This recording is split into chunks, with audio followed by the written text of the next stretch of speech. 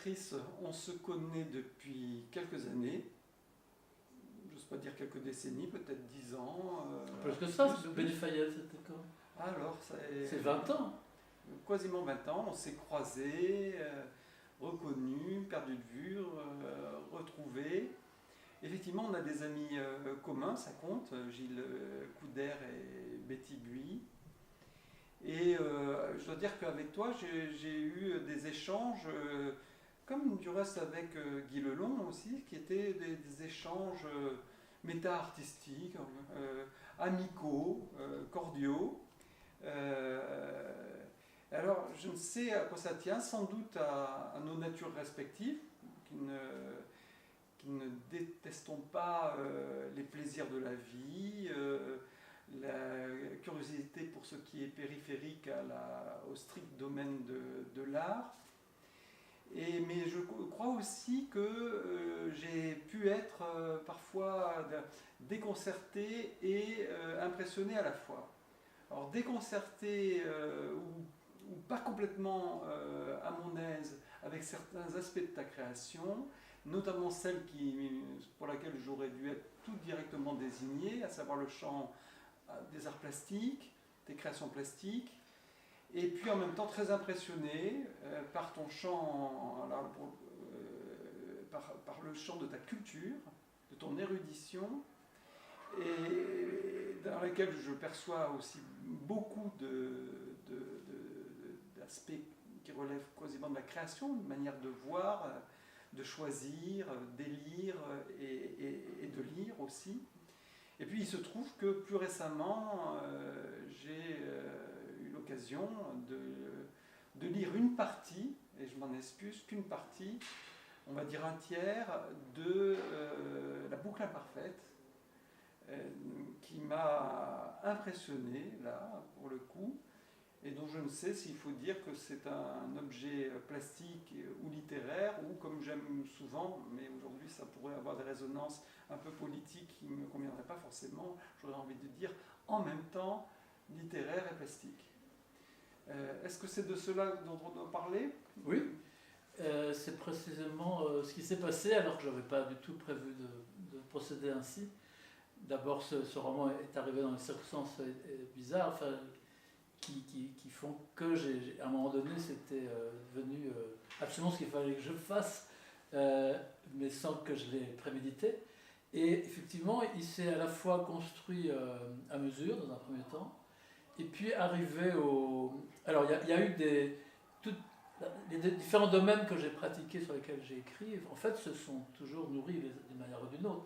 Mais là particulièrement, puisque j'ai à la fois toute ma réflexion sur la littérature proprement dite, je dirais pure, et puis toute ma pratique, ma réflexion sur les arts plastiques, mais qui s'est complètement intégrée dans cette écriture, mais sans que ce soit immédiatement visible. C'est-à-dire que la fiction est générée par une manière de voir en fait les lignes d'écriture sur le livre. C'est ça le point de départ. Alors pour moi, finalement, le livre, il répond un peu aussi à quelque chose qui est presque de l'ordre de la frustration que j'ai pu éprouver, dans la mesure où je ne comprenais pas tout, où je n'étais pas complètement en phase avec certains objets plastiques. Peut-être que quelque chose comme un pendant, un double, s'est présenté dans la forme littéraire et qui répondait peut-être aussi bien à ce que je pouvais entendre du point de vue plastique dans ton travail. On retrouve beaucoup de caractéristiques communes, puisque déjà il y a une symétrie que je n'avais pas prévue non plus, mais arrivé à ce qui m'a paru être le milieu du roman, j'ai décidé que chaque phrase entrerait en écho, en résonance, et ça me permettait de poursuivre. En même temps, c'était un moment où je voyais que j'arrivais plus à trouver des nouvelles idées, et le fait de reprendre chaque phrase et de les modifier m'a complètement stimulé. Alors c'est un travail énorme parce qu'il faut à la fois que ce soit différent, qu'il y ait une continuité et en même temps qu'il y ait des points communs. Enfin bon. Et donc ça vient probablement en grande partie des répliques qui sont basées sur la symétrie, mais une symétrie qui est à la fois des vraies symétries au niveau plastique, mais des fausses symétries au niveau de ce qu'on lit, puisque les lettres qu'on doit percevoir sont toujours différentes d'un côté ou de l'autre. Mais étant arrivé à un tiers du livre, moi je ne suis peut-être pas arrivé à l'endroit où non. Ça bascule, expose non. en Mais tu as déjà vu. Néanmoins, ce que j'ai perçu avant, c'était plus de l'ordre du kaléidoscope, de l'éclatement. Ouais. Mais il y a déjà des choses de cet ordre qui se mettent en place. Mais il n'y a pas la symétrie vraiment. Mais il y a déjà des éléments qui reviennent, qui se transforment, qui se répondent. Enfin, il y a déjà ça.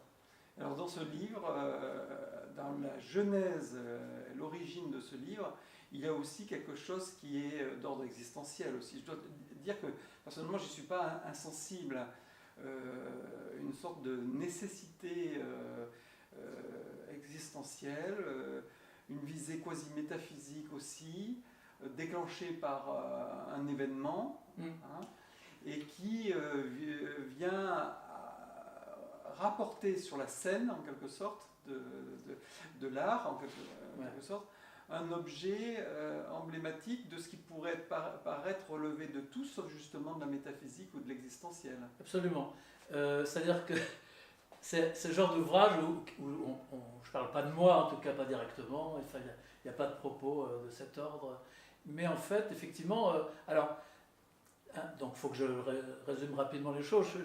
J'étais un Brésilien et probablement en voulant prendre des photos à l'intérieur d'un bâtiment de Niemeyer, j'ai reculé, et puis comme les passerelles n'ont pas de garde-corps, enfin bon, j'ai dû, parce que je ne me souviens pas vraiment, hein, quand je suis tombé, mon cerveau a disjoncté. Il a basculé. Oui, je suis tombé dans l'eau, donc, et je me suis réveillé sans rien voir, sans cherchant où j'étais, ni quand, enfin j'avais plus de repères, le flux spatio-temporel était rompu, et comme je voyais rien, et je ne savais pas à quelle profondeur j'étais, enfin j'ai cru que je me noyais vraiment. Donc ça a eu après des conséquences, disons, un peu désagréables. J'ai eu des crises d'angoisse, j'ai cru que j'étouffais, j'ai dû appeler SOS médecin, enfin bref. Et en fait, comme on était au mois d'août, il fallait rentrer, je me suis fait une fracture aussi, donc j'étais obligé de rentrer. Ça ne devait pas être si profond, puisque ma jambe a dû toucher le fond. Donc, rentrer à Paris au mois d'août, rester 2 mois couché, enfin, il faut bien s'occuper. Et ça ne m'était jamais arrivé, je n'étais jamais malade, etc. Et donc, j'étais obligé de réfléchir à beaucoup de choses. Et là, j'ai décidé de prendre des décisions assez drastiques. Parce que écrire un truc comme ça suppose une concentration. Il faut en partie se retirer du monde. Je n'ai pas fait comme Proust, je ne me suis pas suicidé à l'encre. Mais ça m'a beaucoup plu, je dois avouer, de tout d'un coup avoir le temps de réfléchir à ce point, de se concentrer et d'être tout seul aussi, parce qu'on dépend toujours de tas de choses finalement dans les autres projets, dans les autres domaines. Là, ça a été vraiment quelque chose de... C'était comme une injonction à ne pas perdre de temps. Exactement. Oui. Tout d'un coup, il y avait une urgence, effectivement. Alors, ce genre de choses, d'habitude, je ne sais pas, ça m'énerve un peu. Mais en fait... Mais ça apparaît par éclat dans l'écriture. Oui, absolument. Il y a des moments qui rappellent ça, malgré tout, qui reviennent. Il y a quelqu'un qui se noie aussi, d'ailleurs, mais bon.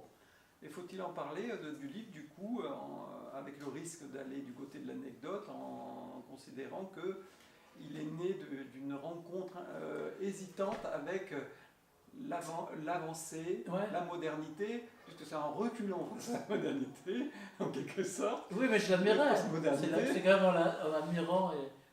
Ce qui est assez drôle, c'est que j'admire absolument tout ce qu'il a fait en intérieur, à Brasilia, et les extérieurs au niveau urbanisme, etc. C'est quand même assez problématique. Donc c'est effectivement en sortant, les bassins eux-mêmes sont beaux, les reflets, tout ça. Mais c'est vrai que de l'extérieur, c'est pas ce que j'aime le plus. Donc c'est ça qui est assez drôle. Et toi qui es si cultivé, est-ce que tu connais des précédents d'émotions qui ont suscité Non, je ne me suis pas tellement intéressé à ça parce que c'est pas une fatalité qu'on ait un genre d'événement et que ça produise quelque chose de bien. Donc pour que ce genre d'événement ait vraiment des conséquences intéressantes artistiquement, on va dire, je pense qu'il faut que ça tombe, faut qu'il y ait plein de coïncidences, il faut que ça tombe vraiment au bon moment. Sinon, il n'y a pas de suite.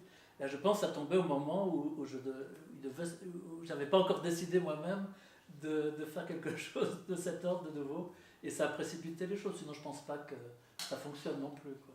Donc ça révèle...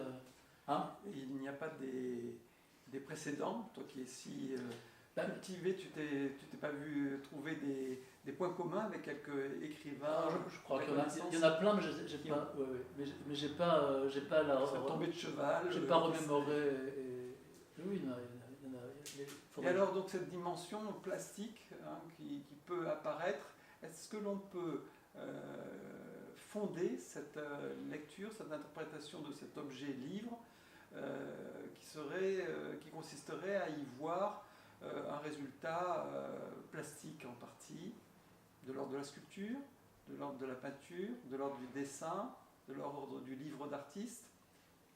Alors il y a plusieurs choses, il y a des choses de nature différente. Il y a d'une part des chapitres qui ont des formes, disons, travaillées, alors que certains se présentent comme une littérature pure, disons. Certains, il y a même des cadres qui apparaissent, par exemple. Mais c'est le contraire des calligrammes, c'est-à-dire où on veut, par les lettres, présenter un objet. Là, c'est tout à fait le contraire qui s'est passé. Par exemple, c'est le premier cadre qui est apparu, c'est parce qu'en fait, je voulais partir de procédés formels. J'avais intégré un extrait d'un livre que j'ai fait qui s'appelle Au sens propre, publié chez Jean-Michel Place, où le papier calque permettait de lire 3 pages à la fois, soit en colonne, soit ligne par ligne, et donc où chaque mot ou chaque bribe de phrase se combinant nous permettait de lire des choses différentes. Donc je l'ai intégré là-dedans, ce qui m'a obligé d'ailleurs à retravailler et à réécrire un pendant, ce qui est extrêmement difficile. Et d'autant que c'était sur... Alors il y a un extrait de ça, mais ceux que j'ai retravaillés se faisaient sur 2 pages. En fait, c'est encore plus difficile que 3. Bon, c'est ce que je ne savais pas, mais bon, voilà. J'ai dû donc je me suis donné des contraintes donc moi-même. Et l'une des contraintes, c'était des mots qui, en étant des mots de la langue française, mais qui, en étant découpés, donnaient 2 autres mots. Hein. Et donc, j'avais fait donc 2 colonnes pour qu'on puisse les voir séparément, mais qu'on puisse éventuellement les lier par la lecture. Et puis, à partir de là, je me suis dit, mais je vais faire une phrase d'introduction, et puis ça donnait ce cadre. Et ça donc à la fois impliquait une fiction qui parlait de tableaux, donc dont le cadre n'encadrait rien, enfin on se posait des questions sur la particularité de ce cadre. Dans la partie symétrique, ça deviendra une télé. Donc tout ça pour dire qu'à chaque fois, c'est une manière de faire engendrer du sens. Et ces listes de mots, j'ai décidé d'utiliser tous ces mots dans les chapitres qui suivent. Aussi bien les mots séparés que les mots groupés. Ce qui est une contrainte là aussi très difficile, parce que l'histoire était déjà commencée, il faut que j'arrive à l'insérer et faire basculer l'histoire avec tout ce matériau que j'ai sous la main. Alors ça, c'est une des particularités plastiques. L'autre particularité plastique, c'est un peu l'inverse, c'est-à-dire que la fiction est engendrée par une manière de voir différemment les lignes d'écriture, qui vont devenir soit les lattes d'une jalousie, soit le parcours d'avion, soit même des choses... des giclées de... Exactement, des giclées de semences dans un film un peu tendancieux, donc, qui suivent donc les jets suivant le parcours de la lecture. Enfin, je me suis aperçu que j'arrivais à intégrer des choses qui normalement sont pas, comment dirais-je, sont plutôt réservés à des livres qui essayent d'aguicher le lecteur. Là, je voulais finalement, je me suis aperçu que je pouvais intégrer aussi bien des scènes sexuelles que des meurtres, que des tas de choses, mais pas du tout dans la manière habituelle. Quoi. Il y a une référence aussi, c'est la page blanche, ou le tableau blanc, ou la toile blanche. Absolument. Alors, Mallarmé est très important, et il y a un de ces sonnets qui me poursuit depuis toute ma vie, qui s'appelle Salut, et qui commence par rien, cette écume vierge vert. Alors ça, et qui se termine par solitude, récif, étoile, à n'importe ce qui valut le blanc souci de notre toile. Voilà. Donc ça, c'est aussi l'idée de poursuivre le fait qu'on part de rien. Et en passant par l'ivresse aussi, à un moment donné, absolument. Le mot ivresse qui apparaît. Absolument. Là, ça, je le travaille dans le 2e roman. Ah bon? Oui, j'ai réécrit ce verset. Alors ce poème de Mallarmé, c'est un poème un peu des dernières années, qu'il écrit au début début s'appelle Toast, je crois. Il va le titrer ensuite Salut, Ouais. ce qui est peut-être plus ambivalent. Ouais. C'est une manière de dire bonjour et de dire au revoir aussi. Ouais. Il le compose à l'occasion de la rencontre d'une comment appelle-t-on ça, une compagnie d'écrivains de la plume, je crois, il s'appelle la compagnie de la plume, ou quelque chose comme ça, pour leur banquet. Et c'est une manière assez cruelle aussi de les saluer, en leur disant que lui, il est déjà parti bien loin, puisque une grande partie de son œuvre, y compris de ce poème qui ne sera pas publié de son vivant, je crois, va lui faire prendre du champ vis-à-vis de tout ce que ses amis écrivains représentaient. Oui, tu as raison, et en même temps, c'est un hommage à leur jeunesse, toutes les allusions justement sexuelles qui sont aussi contenues. Hein. Le flot de foudres et d'hiver, bon, je crois qu'on entend d'autres choses. Dans ce poème-là, oui. dans Toast, Oui. dans Salut, nous naviguons, ô mes divers amis, moi déjà sur la poupe, vous la vent fastueux qui coupe ce flot de foudres et d'hiver. Bon, je crois que c'est assez explicite. Et les premiers vers, rien cette écume, vierge vert, à ne désigner que la coupe, enclenche déjà aussi une... Alors, cette page blanche, là, ou cette toile blanche à la fin, moi, elle me fait penser aussi à d'autres moments de l'histoire de l'art, et notamment des arts plastiques.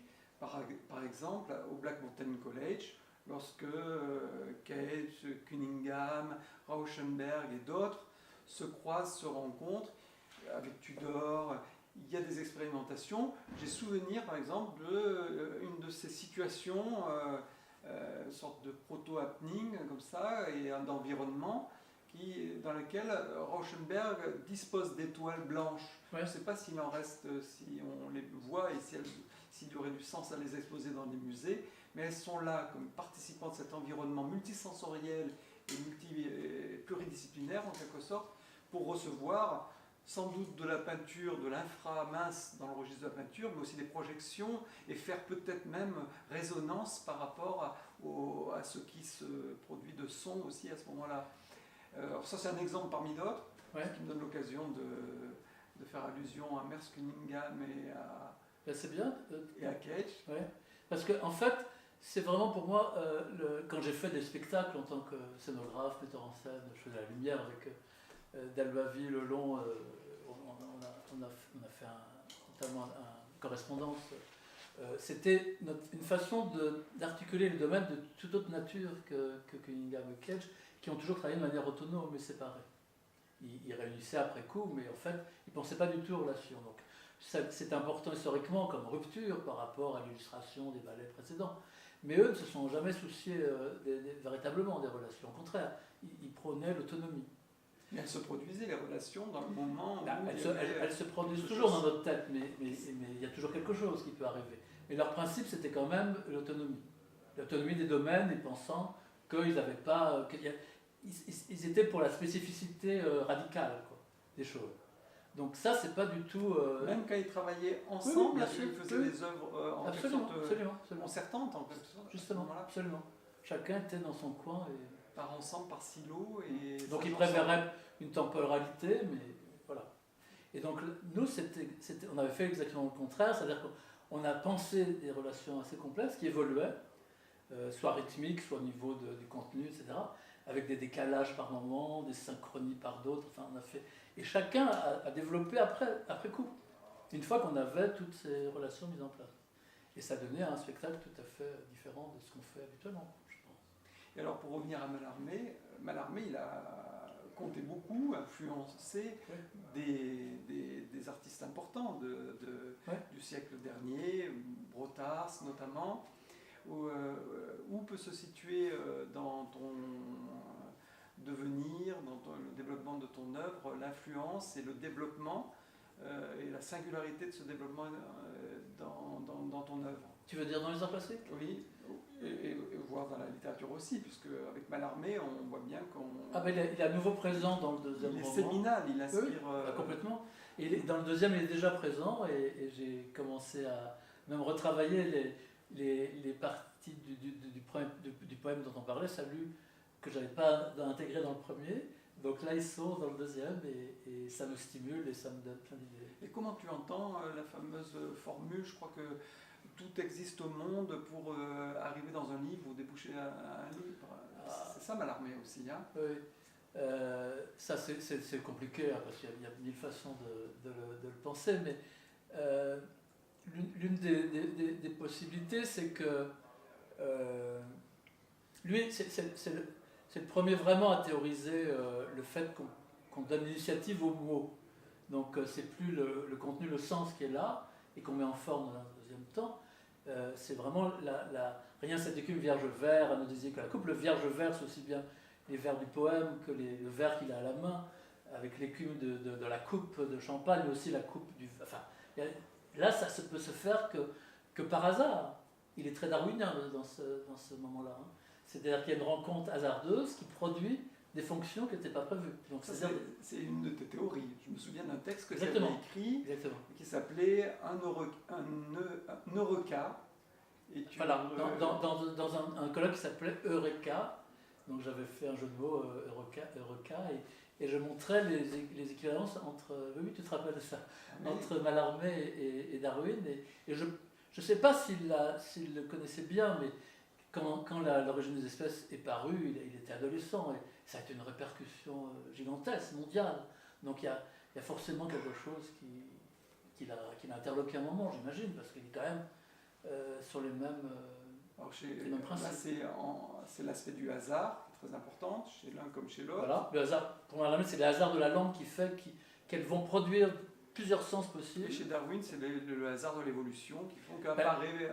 le hasard des variations. Par exemple, tu donnais cet exemple de transformation de l'os de la mâchoire qui permet aux premiers oui, c'est un exemple animaux, nos ancêtres reptiliens, de mâcher, et ça devient une caisse de résonance en même temps. Voilà, c'est-à-dire que nous on n'a plus qu'un seul os dans cette mandibule, et les autres os n'ont pas disparu, parce qu'en fait ils se sont retrouvés proches de nos oreilles, et du coup ils nous ont aidés à entendre... développer nos conduits auditifs, développer... Voilà. Donc c'est vraiment le hasard qui fait que... Le son, et donc le verbe. Voilà, et toutes les fonctions, on voit déjà ça chez... Moi je suis en train de dire Lucret, j'avais jamais lu.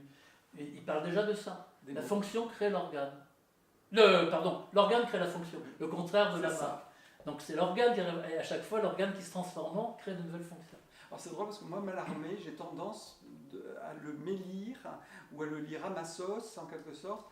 Je suis assez fasciné par le souvenir d'un passage dans Valérie, je ne sais plus dans quel texte, Paul Valéry qui va le voir à Valvins et qui se trouve sous les étoiles à la fin de la journée lorsque Mallarmé le raccompagne peut-être en direction de la gare.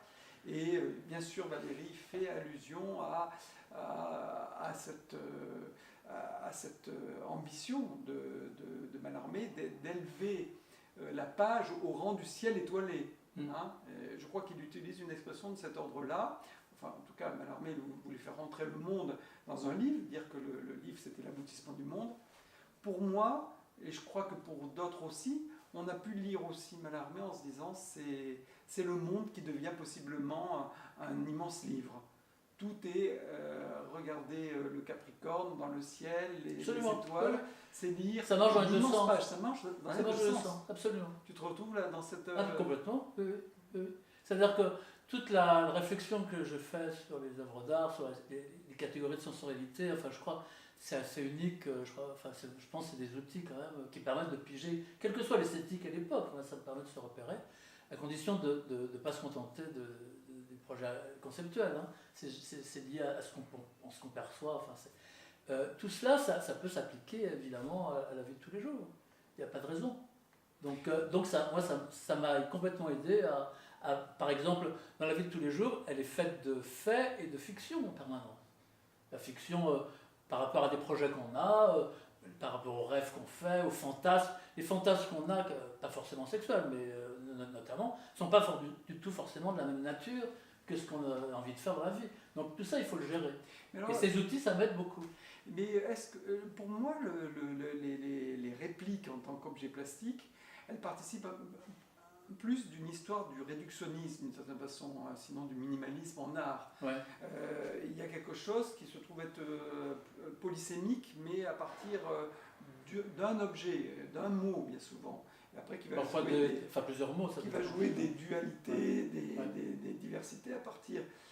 Je dois dire que d'une part, je me dis qu'il y a toute une pente de ta création, de ta vie qui s'est consacrée à la mise en scène, par exemple, à l'opéra, qui peut ouvrir à une diversité a priori plus grande que cette tension sur un objet, un peu dans une réduction en quelque sorte.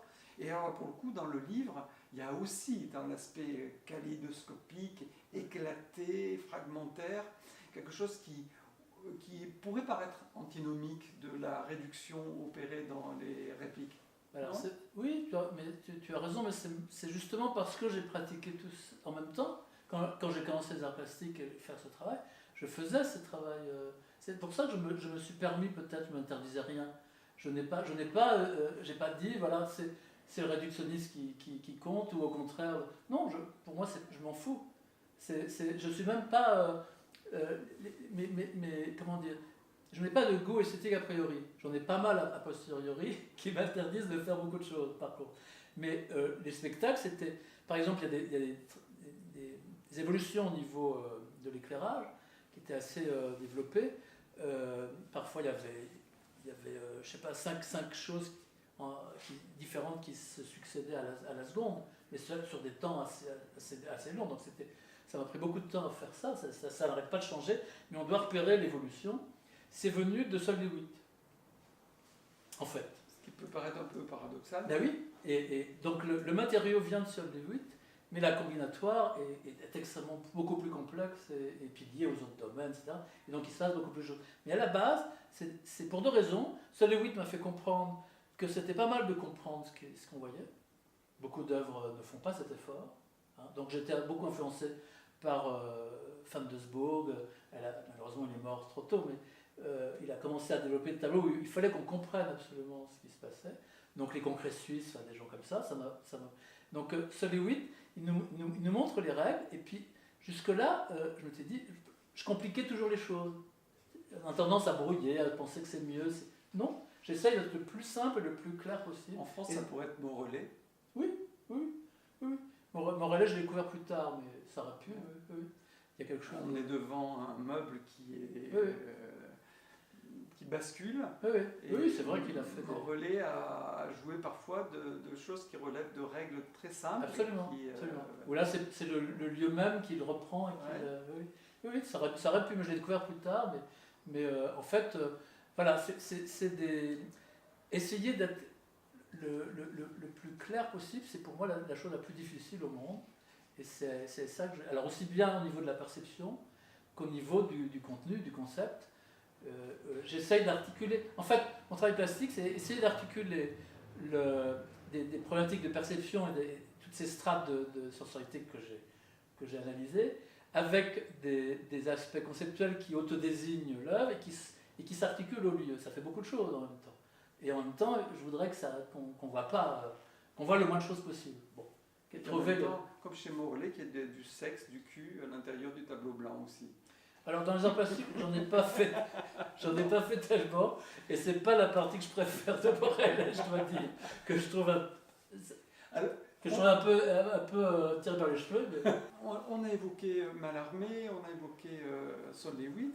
Pour moi, il y a aussi quelque chose qui relève aussi de la dimension existentielle de ton statut, de ton être et de ton devenir artiste, c'est ton appartenance avérée, supposée, possible ou impossible à une famille d'aujourd'hui ou à des familles d'artistes, à des courants, à des mouvements. Avec qui te sens-tu des affinités, des connexions? Avec quel autre créateur? À quel mouvement tu appartiendrais aujourd'hui? Alors en fait, je suis assez opposé à la notion d'art contemporain. Pour plusieurs raisons. D'abord, ce qu'on a mis dans ce champ souvent ne m'apparaît pas du tout contemporain, déjà. Donc c'est vraiment une prise d'otage que je trouve intimidante, souvent basée sur le fait que ces œuvres rapportent beaucoup d'argent à des milliardaires, il n'y a pas forcément beaucoup d'autres explications. De belles images Voilà. pour les magazines, voilà. les médias. Et je ne vois pas en quoi c'est vraiment contemporain. Pour moi, je trouve ça souvent vieillot. C'est des académismes qui ne se disent pas se présentent pas comme tels. Donc ça, c'est un premier temps. Deuxième raison, c'est que les gens, je suis autant marqué par des gens du passé que par des gens qui font des choses aujourd'hui. Caravage, Le Bernard, enfin, il y a des tas de gens qui m'ont vraiment fait comprendre des choses, et parfois beaucoup plus que certains travaux contemporains. Donc je me fiche un peu de l'époque. Donc le passé m'intéresse autant, d'autant que souvent, des gens qui sont rétrospectivement, qui ont l'air de correspondre à leur époque, de leur vivant, pas du tout. Caravage a eu tous les problèmes du monde et dans un premier temps était rejeté. Voilà. Donc je vois Caravage. Ou alors c'était le seul à être contemporain et les autres continuaient à développer des choses du passé. On peut dire aussi ça peut-être. Dans ce cas-là, c'est un autre sens. Mais tu vois ce que je veux dire. C'est Barthes qui dit le contemporain, c'est l'inactuel. Oui. Hein, oui. Et il y a de l'archaïsme dans le contemporain selon Agamben. Voilà. Et puis il y a aussi ce fameux ange de l'histoire qui va vers le futur à reculons en quelque sorte aussi. De sorte qu'on ne sait pas où est la catastrophe aussi. Il est vrai aussi que dans le passé, il y a comme des avenirs en attente, en dormance, un peu comme certaines graines, moi j'aime bien le domaine de la nature, qui peuvent dormir des centaines d'années dans l'attente du choc thermique par exemple, qui va leur permettre de grandir. Donc il y a peut-être du contemporain et de l'avenir dans le passé. Alors, Mais oui, alors je prends deux exemples. L'un qui vient de la découverte que les tableaux de Caravage, en tout cas d'une certaine époque centrale, étaient faits pour être vus en biais. On le voit à Saint-Louis des Français, on le voit dans les toiles qui sont restées à l'endroit pour lesquels ils n'avaient pas. Saint-Pierre, la crucifixion de Saint-Pierre par exemple. Oui, non, ça c'est Piazza del Popolo. Ça. Ah, pardon.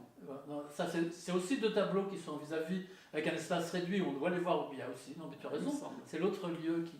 Donc je me suis aperçu que ça devait être vu en biais, et cette histoire de biais est pour moi très importante. Pas seulement dans les meubles que je fais, mais dans les différents points de vue à chaque fois, que ce soit du texte ou des arts plastiques. Ça. Et c'est quelque chose qui n'avait pas été pointé par les spécialistes de Caravage. Personne ne parle de ça. Longhi n'en parle Personne pas. ne parle de ça. Ça m'étonne complètement. Donc cette problématique sur le biais, sur les points de vue, évidemment, il ne s'agit pas de garder... On parle à propos d'Holbein et des ambassadeurs. Alors, Holbein, c'est autre chose, parce que là, c'est des anamorphoses explicites, c'est un peu différent. Mais c'est important. Ah non, mais j'aime beaucoup. C'est en quittant la pièce où le tableau était suspendu, que tout d'un coup le visiteur, qui n'avait peut-être rien vu, aperçoit le sujet principal du tableau, qui est un crâne, qui était en anamorphose. Voilà, que j'ai photographié enfin la dernière fois que je suis allé à la National Gallery, parce qu'avant, on n'avait pas accès à ce point de vue, ce qui était quand même assez invraisemblable. Bon, c'est un des tableaux les plus connus pour les anamorphoses, et puis on n'avait même pas la possibilité d'avoir notre point de vue. Bon. Donc, non, mais ça j'aime beaucoup. Mais là, c'est vraiment deux images différentes qui apparaissent. Chez Caravage, c'est la même qui se transforme, qui bascule. Ça autorise des lectures un peu différentes. Ce qui fait que, par exemple, sur mon hypothèse, c'est qu'un de ces tableaux, d'ailleurs, les gens s'interrogent sur l'identité du personnage qui est peint. Certains se demandent si c'est Saint Jean-Baptiste jeune, d'autres si c'est Isaac. Ils se sont posé la question. Ils n'ont pas vu qu'en fait, si on regarde à droite ou à gauche, précisément, il y a l'un ou l'autre qui Alors du coup, je me mets à penser à un tableau de Caravage qui se trouve au Palais Pamphili, je crois, à Rome. C'est le Narcisse. Ouais. Alors finalement, je me dis, c'est peut-être des répliques. Absolument. Notre Caravage fait. Absolument. J'avais pas osé aller jusque-là. Mais, donc, tu te sens contemporain de Caravage? Oui. Alors, pas du tout. Je vais pas m'inspirer de la technique et de la figuration telle qu'il utilise, mais des procédés et de réflexion sur la manière dont un observateur intervient. Et aujourd'hui, de près ou de loin, puisque parfois le loin est très près et le près est très loin, est-ce que tu ne te sens pas une communauté de destin, sinon de sensibilité avec quelques créateurs d'aujourd'hui? Aujourd'hui, par exemple, on parle beaucoup. Parfois ça m'énerve parce que ça correspond à une réforme qui me paraît en partie assez académique de l'enseignement supérieur en art, on parle des artistes-chercheurs, par exemple. Mais à côté de l'aspect un peu académique qui fait qu'on a l'impression que les artistes finissent par vouloir ressembler à des chercheurs en sciences humaines, par exemple, ressort le fait que se dessine peut-être une échappée de la qualification d'artiste telle que tu l'évoquais tout à l'heure, académique, médiatique, etc. Est-ce que tu n'aurais pas quelques points communs avec des gens qui seraient précisément des chercheurs? J'avais le plaisir récemment de revoir et de déjeuner avec un Paul de Vautour, par exemple, qui me semble être quelqu'un qui a pris une ligne de fuite pour aller créer des écoles virtuelles, le collège invisible, l'école offshore, à Shanghai notamment, qui déjà comme artiste s'intitulait collectionneur avec sa première femme, et qui a même interrompu à un moment donné son activité d'artiste en tant qu'il avait une grande visibilité dans des galeries, dans des institutions. Et en y repensant, en voyant aussi même son influence sur une scène artistique qui n'est pas toujours consciente d'avoir peut-être reçu quelque chose de lui, puisqu'il n'a plus quasiment de visibilité en tant qu'artiste, il m'a semblé qu'il pouvait relever d'une catégorie dans laquelle on pourrait te mettre aussi bien, à savoir un peu cette dimension de véritable artiste-chercheur. Disons que ma vie a été divisée en trois, théorie, pratique et pédagogie, ça toujours, et ça vient de mes échanges avec Ricardo, le théoricien du nouveau roman, qui dans un premier temps a été vraiment très, très important quand j'étais adolescent ou jeune homme. Avant, je n'avais pas saisi l'importance de la théorie et en quoi la pédagogie est aussi un des maillons indispensables. Pour moi, s'il manque, alors c'est pas forcément la même personne qui le fait, mais c'est quand même pas mal. Si la personne qui théorise a une pratique, je veux dire, elle dit moins de bêtises quand même. Et vice-versa, me semble-t-il. Et des gens qui ont des pratiques intéressantes, s'ils arrêtent de théoriser, de réfléchir, on voit ce que ça donne. Je pourrais donner quelques exemples. Et la pédagogie, c'est à la fois parce que j'aime bien transmettre, ça j'ai toujours aimé ça, et puis... Recevoir aussi.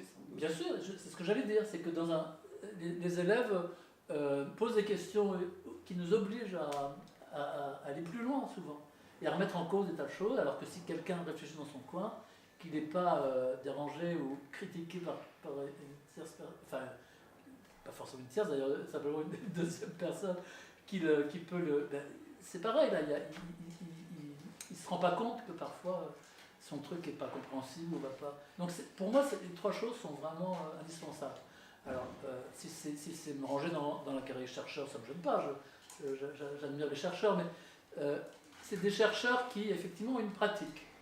Ce qui n'est pas toujours le cas, et souvent, surtout en France, les choses sont encore beaucoup séparées. Oui, mais le mot pourrait être connoté négativement, donc peut-être aussi bien pourrait-on dire trouveur. Ouais. Oui, comme pour Picasso. Ou pour penser aux troubadours, les trouvères aussi. Oui. Hein, oui. Effectivement, il y a toujours quelque chose qui est de l'ordre d'une réponse à une question qu'on n'a pas posée, d'une découverte que l'on fait de quelque chose qu'on ne cherchait pas, et en même temps d'une disposition relationnelle à ce qui entoure, qui fait que quelque chose s'établit, qui est de l'ordre d'une réponse à une question. Exactement, et il ne faut pas que la pratique illustre ce qu'on a déjà compris, sinon c'est pas la peine. Si c'est juste une illustration, on peut prendre des exemples ailleurs, qui ont déjà été faits. Donc la pratique doit tout d'un coup nous obliger à nous poser des nouvelles questions, c'est comme ça qu'on avance, sinon on est juste dans des acquis et on fait toujours des variations sur toujours les mêmes choses. Alors parmi ces contemporains qui seraient peut-être finalement très archaïques en apparence, mais qui comptent beaucoup pour toi, en dehors de Caravage, il doit y en avoir quelques-uns. Alors je sais qu'il y a des écrivains, Daniel Mémoire, il y a des musiciens, je crois, Grisé notamment, il me semble. Je parle d'un domaine que je connais peu par rapport à toi. Tu es aussi très attentif au champ du théâtre, de la mise en scène. On s'est croisés il n'y a pas très longtemps dans un spectacle de Christian Loupeau. Lupa. Lupa, pardon, excuse-moi. Et d'ailleurs, je crois que ce jour-là, tu n'étais pas satisfait par la mise en scène en question. Non. Mais dans ce qu'on appelle l'art contemporain, on devrait appeler parfois l'art contemporain, qui est peut-être l'ouverture à quelque chose de très important, puisque le rien, avec Mallarmé, est séminal, annonciateur de quelque chose. Moi, j'ai envie d'en savoir plus quand même. Est-ce qu'il y a des créateurs invisibles du grand public, non présentés dans les galeries peut-être, ou présentés mais pour pas forcément des bonnes raisons, ou pour des bonnes, qui comptent pour toi, avec lesquels tu es en dialogue? Alors, autant j'ai toujours des liens avec les compositeurs, les musiciens, et j'ai des amis très jeunes, de plus en plus. Comme je fais des films avec mes élèves à l'ENSAT, et j'ai fait un lien avec le Conservatoire de Lyon, donc les élèves de compositeurs font les musiques des films de mes élèves. Enfin, j'ai beaucoup je connais assez bien ce qui se passe dans la créativité contemporaine en musique. Dans le théâtre, alors j'y allais beaucoup plus avant que maintenant. Mais à l'époque de Piscator et de Gropius. Je te remercie. Non, par exemple, quand j'ai découvert Bob Wilson, moi j'ai découvert avec Edison, hein, j'ai pas vu les premiers, j'étais trop petit. Mais Edison m'a vraiment beaucoup marqué. Donc je l'ai suivi à un moment donné, et puis au bout d'un moment, je dois dire, j'ai décroché, parce que soit je revoyais les mêmes choses faites par des assistants, je ne voyais pas trop évoluer, soit au niveau opéra, son premier sur la flûte enchantée a plein d'idées formidables, le dragon début, enfin bon. Mais après, je dois dire, je me suis assez lassé. Alors, tu parlais de Lupa, j'ai vu 7 ou 8 spectacles de lui, et il y en a 3 ou 4 que j'ai adoré, et puis les autres qui m'ont profondément ennuyé au point que je suis sorti. Donc c'est compliqué le théâtre. Donc le filon théâtral, il est un peu épuisé pour toi? Non, il ne s'est jamais épuisé, mais j'aime beaucoup McBurney, par exemple, je vais voir ce qu'il fait à chaque fois. Et c'est une il gère les paramètres du théâtre comme personne, au niveau des projections vidéo, des éclairages. Chaque domaine est vraiment pensé ce que j'appelle les autonomies articulées. C'est à la fois chacun a sa structure, et en même temps il pense les relations. Pour moi, il faut les deux. Et la critique que je faisais à Cunningham, c'est qu'ils sont trop dans l'autonomie, et il y en a d'autres qui sont trop dans l'articulation, on retombe dans l'illustration dans ces cas-là. Mais l'art contemporain qu'on a envie de critiquer à bien des reprises, il a une histoire aussi, ou en tout cas les arts plastiques, qui sont celles de l'intégrativité souvent. Il y a une dimension intégrative. On a vu des gens venir par exemple du domaine de l'écriture, sinon de l'édition, qui sont venus chercher dans le champ de l'art contemporain une mise en espace, un espace de création que le champ du livre, de sa production, par exemple, ne donnait pas. Aujourd'hui, est-ce que c'est pas encore à l'œuvre? Est-ce que c'est pas ce sujet à combler la curiosité qu'est la tienne, le désir qu'est le tien, d'articuler les autonomies? Ouais. Alors, et aujourd'hui, c'est un fait même économique, avec tous les aspects négatifs que l'on sait. Il y a une ébullition, il y a une concurrence, il y a une richesse, y compris économique, qui attire aussi des talents et qui permet à certaines singularités de développer leur art dans ce qu'on appelle l'art contemporain. Est-ce que dans ce champ-là, il n'y a pas des artistes ce qui est compliqué en art plastique, c'est qu'il faudrait pouvoir aller dans des tas d'endroits et pas forcément les lieux institutionnels, pour découvrir des choses vraiment formidables. Et le problème, c'est que ceux que j'aimais bien et qui ont eu du succès, beaucoup d'argent, souvent gèrent mal ces choses-là. Et je connais un bon exemple qui contredit ce que je dis, c'est James Turrell, qui se sert vraiment très bien de son argent. Mais lui, il est un petit peu historique, James Turrell. C'est un artiste que moi j'admire, que je considère comme le plus grand, et pour certains aspects de son travail, et surtout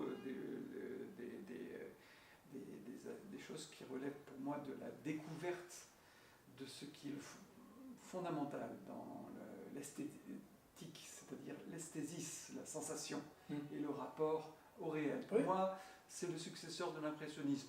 Pour autant, c'est-à-dire quelqu'un, et non pas les impressionnistes autant, même si c'est très important, en tant qu'ils ont produit des tableaux peinture à l'huile sur de la toile d'une certaine façon, une réflexion des gens qui tout d'un coup suscitent chez nous une prise de conscience de l'espace, de la véritable nature de l'espace, qui éventuellement existait déjà dans d'autres cultures, notamment extrême-orientales, mais que nous avions à découvrir, puisque nous, pour nous, grosso modo, l'espace était le plan. Et on a su l'explorer, le comprendre avec force, mais il a fallu, pour étendre le domaine de l'exploration de ce qui est véritablement l'espace, des gens comme Torel. Pour autant, il a fait pas mal de choses qui sont assez grossières, notamment pour ce qui est des contenants des expériences de l'espace. On dirait qu'il regarde du côté des utopistes, des architectes, ce bâtiment, etc. Ça, c'est décevant. Ouais. Mais moi, je penserais à d'autres artistes, toi qui es... Non, mais juste un mot de ce que j'ai vu à Wolfsburg, je ne sais pas si tu avais été... Non. Et qui était vraiment, pour moi, la plus belle œuvre que j'ai vue de lui. Je crois une des plus... Enfin, peut-être la plus grande à l'époque. Mais c'est important aussi parce qu'en fait, on arrivait par une passerelle, on découvrait un lieu en contrebas, on descendait le long d'une rampe qui éclairait de chaque côté le lieu d'une couleur uniforme qui évoluait. Et sur le mur en face de nous, ce qui nous apparaissait un mur, on voyait notre couleur. Une autre couleur. Voilà, mais un mur qui était vraiment, je sais pas moi, 12 mètres de long sur 8 de haut, enfin bon.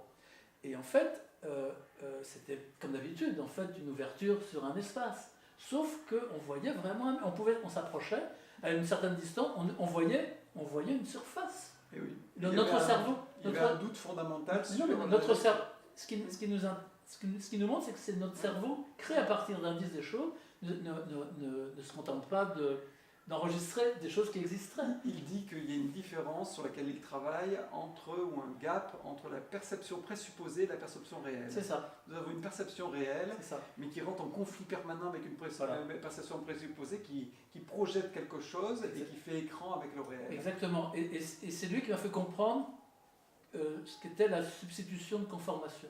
C'est-à-dire qu'on pourrait dire, à partir d'un volume, il représente du plan. Pas du tout. C'est pas ça. C'est soit on a un volume, si on entre la tête dans la fenêtre, soit on a un plan, mais on ne peut jamais avoir les deux. Donc c'est un état qui remplace un autre état. Alors que la représentation, ça suppose deux états contradictoires. Mais chez lui, cette contradiction est là, elle est là pour nous guider vers quelque chose. On est plus attiré par le plan, parce que nous sommes dans une culture, nous apportons une culture du paradigme tableau, on va dire, voire mural. Et il nous amène à entrer dans l'espace véritable à partir d'un doute tout d'un coup qui nous saisit, oui, mais justement, face à ce que nous percevons comme un plan, comme un tableau, l'espace réel. Mais ce que tu appelles l'espace véritable, c'est l'espace que l'on sait être. Mais l'espace véritable, je sais après coup, où je savais et j'imaginais que ça pouvait être à la fois l'espace dont nous savons que c'est celui que les cosmonautes vont explorer, je le dis parce que lui-même a travaillé avec la NASA, mais c'est aussi l'espace intérieur, l'espace de la perception intérieure, l'espace de la chimie du cerveau. Il y a des stimuli internes qui conditionnent. Et effectivement, pour moi, c'est deux points de vue de la réalité. C'est deux réalités. On revient à Lucrèce. Oui, absolument. Hein, et aussi la nature, comment dire, atomique, en fait, du réel. Ce qui m'a, moi, Démocrite. Je découvre Lucrèce. Enfin, j'en avais entendu parler, mais je n'avais pas lu. Et je ne savais pas qu'en fait, il avait pensé que l'esprit était aussi fait d'atomes, plus petits que le corps, mais ça, c'est quand même incroyable. Et il nous faut combien de siècles pour repenser ces choses-là. Je veux dire, on a perdu un temps fou avec Platon, Descartes, qui ont tous pensé que le corps et l'esprit étaient séparés. C'est terrifiant, quoi. Alors qu'il y a des gens comme ça qui avaient déjà fait avancer. Alors l'atome, évidemment, en fait, on continue d'utiliser le même mot, mais c'est pas approprié, puisque l'atome qu'on utilise aujourd'hui, il se découpe. Atome, ça veut dire qu'il ne se découpe pas. Donc en fait, c'est pas tout à fait l'idée qu'on se fait maintenant de la matière. Mais bon, c'est une... J'avais envie, on pourrait parler, échanger très longtemps, mais aussi bien peut-être qu'il faut songer à se dire au revoir et peut-être à aborder un moment de notre conversation qui relèverait un peu du salut Merlin de nouveau. Oui. Alors ce salut, puisqu'on a dit que c'est à la fois une adresse à la modernité, à l'avenir et un au revoir à des formes, à des temps et à des personnes anciennes, comment toi tu peux le traduire dans ta situation présente, dans ce que tu prépares, dans ce sur quoi tu concentres tous tes efforts, ton énergie? Là, je suis en alternance sur 4 livres. L'un qui est une analyse des Ménimes de Velázquez, c'est un tableau sur lequel je suis depuis des années. Puis là, j'ai enfin tous les éléments qui me permettent de l'énergie, enfin beaucoup de choses qui sont nécessaires pour aller jusqu'au bout. J'ai trouvé notamment qu'il a été influencé par un autre tableau. Personne ne l'a vu, donc ça m'intéresse de montrer tout ça. Je fais un livre sur le cinéma, là aussi j'analyse des films depuis... Le cinéma est très important dans les cours que j'ai pu donner, ça. Donc là j'aimerais aussi montrer en quoi une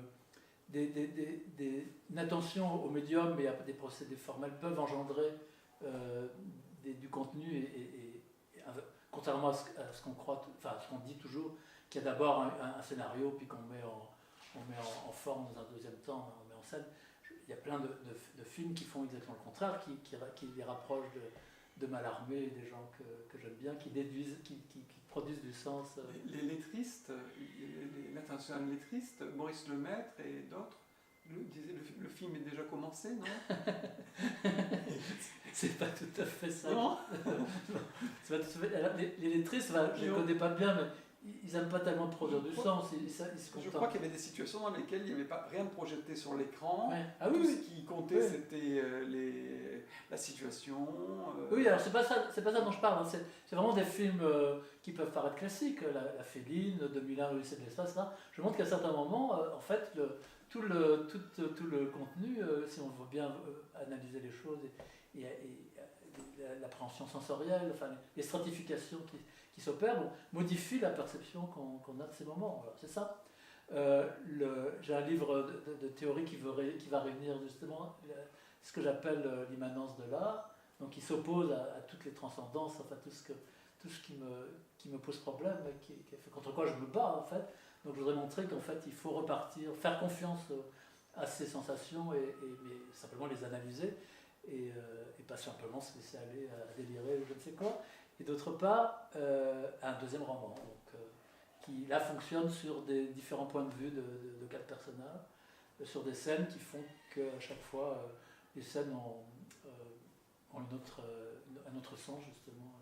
Donc je reviens toujours. Enfin, j'ai l'air de dire toujours les mêmes choses de cette façon. Un roman rhapsodique, c'est du Faulkner, du Virginia Woolf, j'avoue, ça m'a beaucoup impressionné. Vague, par exemple. Oui, ça m'a beaucoup impressionné. Il y a plein... En fait, il y a Claude Simon, il y a Raymond Roussel qui est très important. Il y a plein de gens qui m'ont énormément impressionné, mais qui jusque-là me bloquaient plus que de choses. Je me disais, ben voilà, ils ont fait ça, et je ne vois pas qu'est-ce que je pourrais faire là-dedans.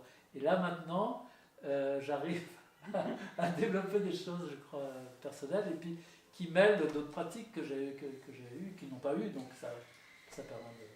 Et ce dont on n'a pas parlé, c'est l'art in situ, l'art public, l'art dans l'espace public. Ah oui. Alors ça a toujours compté pour toi. Et bien sûr. Tu es intervenu sur des façades dans le 10e arrondissement à Stalingrad, sur le théâtre de la ville, dans une gare, la gare du Nord, je crois, et dans bien d'autres endroits. Tu m'avais même dit un jour, je crois que je suis l'artiste qui a fait le plus d'œuvres dans l'espace public. Pérenne. Des œuvres dans le Grand Paris, tu m'avais dit. Oui, parce que j'ai des œuvres à Saint-Ouen, à Ivry.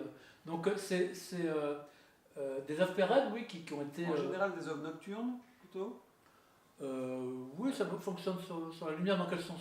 Mais pas forcément, non. Mais elle fonctionne. Celle de Stalingrad, Elle se voit le jour, mais c'est vrai que la nuit, elle est plus présente. Oui. Alors ça c'est très important parce qu'effectivement, c'est toute la réflexion sur qu'est-ce que c'est qu'une œuvre d'art. En fait, dans un premier temps, j'aimerais pas qu'on dise, voilà, c'est une œuvre d'art. les œuvres qui sont exposées dans des lieux, même si ça ressemble à maintenant le 7 Puy du Champ, même si ça ressemble à un urinoir, on sait d'emblée que c'est une œuvre d'art. Donc voilà, c'est le lieu qui, quoi que l'on fasse, va convertir n'importe quoi si on fait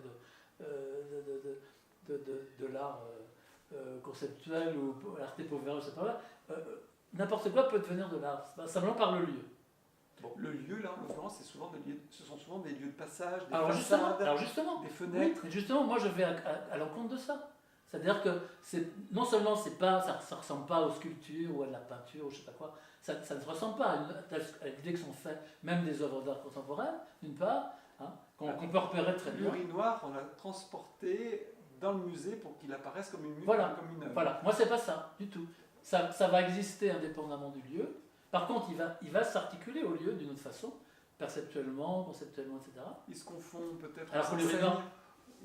peut-être aux enseignes lumineuses oui, ou pas. Exactement. Ça peut paraître aux mots de la ville. Ça peut paraître ambigu, sauf que si à Stalingrad on voit, il n'y a aucune autre enseigne de cette nature. C'est-à-dire des 2000 lettres qui se réfléchissent. Voilà, c'est pas ce qu'on fait dans les enseignes habituelles. Donc, mais ça pose une interrogation.